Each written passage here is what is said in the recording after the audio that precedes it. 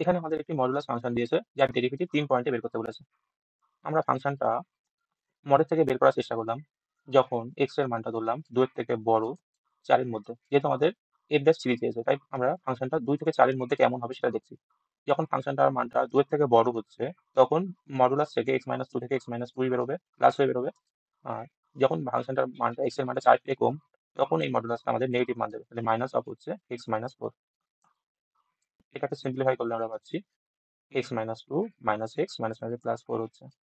মানে আমরা পাচ্ছি এক্সেস ক্যান্সেল হয়ে যাচ্ছে, 4 থেকে 2 বিয়োগ করলে 2। তাহলে দেখছি আমরা 2 থেকে 4 এর মধ্যে ফাংশনটি হচ্ছে f of x সমান 2। তাহলে আমরা এক্ষেত্রে যদি আমরা ডেরিভেটিভ করি দেখছি আমরা 2 এর কনস্ট্যান্ট ডেরিভেটিভ করলে আমরা 0 হচ্ছে। মানে ফাংশনটার মান 2 থেকে 4 এর মধ্যে সবসময় 0 হচ্ছে। অর্থাৎ আমরা বলতে পারি f'3 এর মান হবে আমাদের 0।